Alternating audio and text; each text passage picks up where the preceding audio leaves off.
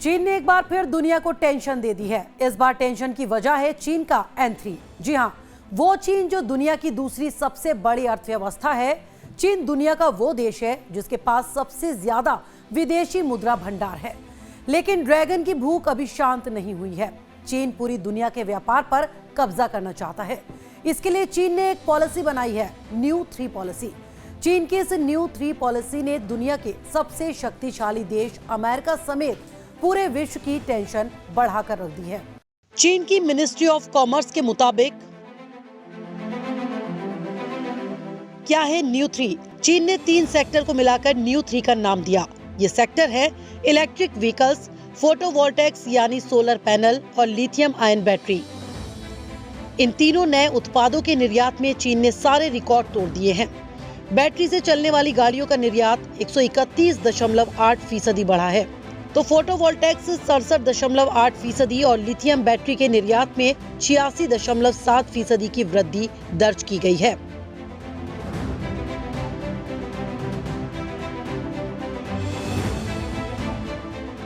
चीन ने 2023 में पहली बार अपनी न्यू 3 पॉलिसी को दुनिया के सामने रखा था। राष्ट्रपति शी जिनपिंग ने अमेरिका के सैन फ्रांसिस्को में बड़े व्यापारियों के बीच इसे 21वीं सदी में देश की मजबूत अर्थव्यवस्था का आधार बताया था।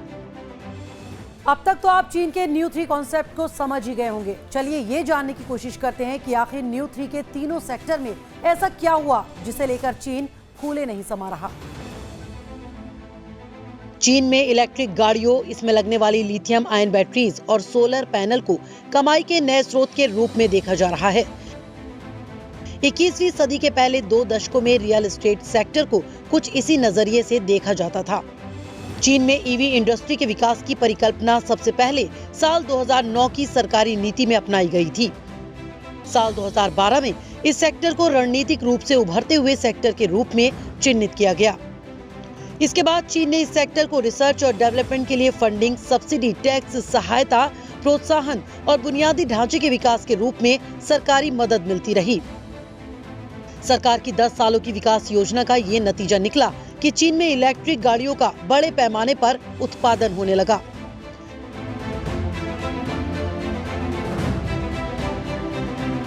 साल 2023 में ऐतिहासिक तौर पर चीन पहली बार ग्लोबल ऑटोमोबाइल एक्सपोर्ट मार्केट में जापान से आगे निकल गया। चीन के कुल निर्यात का लगभग 1/4 हिस्सा इलेक्ट्रिक गाड़ियों का है। ग्लोबल ऑटोमोबाइल एक्सपोर्ट मार्केट में चीन की इस बढ़त को कार बनाने वाली अमेरिकी कंपनियों के लिए बहुत बड़ा खतरा बताया गया। इलेक्ट्रिक गाड़ियों के अधिक उत्पादन का सीधा संबंध लिथियम बैटरी से है। लिथियम बैटरी इलेक्ट्रिक गाड़ियों का एक महत्वपूर्ण कंपोनेंट होता है। साल 2017 से साल 2023 के बीच चीन में लिथियम बैटरी का उत्पादन लगभग 9 गुना बढ़ा है।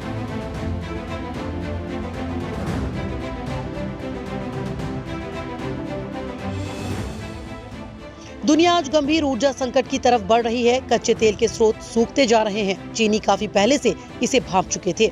चीन की अपनी ऊर्जा जरूरतें इतनी बड़ी हैं कि वो दशकों से पारंपरिक ऊर्जा का विकल्प ढूंढ रहा था।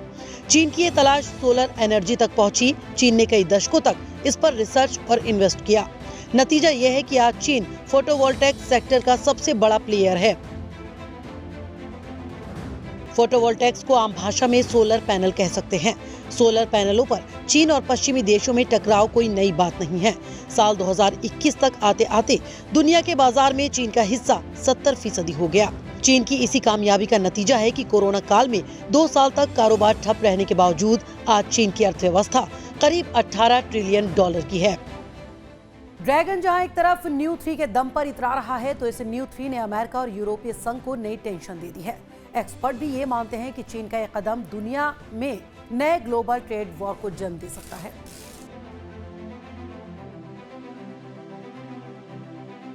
चीन की न्यू 3 से बौखलाएं अमेरिका, यूरोपीय संघ। क्या दुनिया में छिड़ने जा रही है ग्लोबल वॉर? चीन पर आरोप लग रहे हैं कि वो electric vehicles, lithium ion batteries और सोलर पैनल का जरूरत से ज्यादा उत्पादन कर रहा है। नतीजा, चीन में बने माल काफी सस्ते हैं।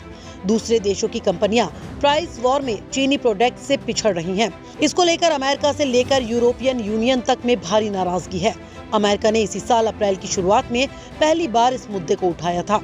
अमेरिकी अधिकारियों ने अपनी चीन यात्रा के दौरान वैश्विक बाजारों में सस्ते चीनी उत्पादों की भरमार को लेकर चिंता जताई थी। यूरोपियन कमीशन की president Ursula von der Leyen ने भी चीन के राष्ट्रपति शी जिनपिंग के सामने चीन की सरकार के समर्थन से पैदा हुई इस बड़ी उत्पादन क्षमता के कारण चीन और यूरोपीय संघ के संबंधों के सामने चुनौती पैदा होने की बात कही थी। अमेरिका और यूरोपीय संघ का आरोप है कि अमेरिका में चुनाव से पहले दोनों ही उम्मीदवार चीन के साथ व्यापारिक मतभेदों पर सख्त बयान दे रहे हैं। वहीं यूरोप ने भी चीन से आयात होने वाले इलेक्ट्रिक वाहनों, मेडिकल सामान, विंड टरबाइन और सोलर पैनलों पर जांच शुरू कर दी। न्यू 3 को लेकर चीन की एग्रेसिव मार्केटिंग से भारत भी परेशान है। यही वजह है कि भारत ने चीनी सोलर पैनल पर 2022 में टैरिफ लगाए थे और 2023 में 40 चीनी फार्मों की जांच शुरू की थी। लेकिन चीन से मुकाबले के लिए यह हथकंडे ज्यादा कारगर साबित नहीं होने वाले। अगर वाकई भारत चीन को चुनौती देना चाहता है तो उसे भी न्यू एनर्जी के इस सेक्टर पर लॉन्ग टर्म प्लान बनाकर इन्वेस्ट करना होगा। इस पेशकश में इतना ही। अगर आपको हमारा वीडियो पसंद आया तो लाइक करें, सब्सक्राइब करें और शेयर करें। जय हिंद।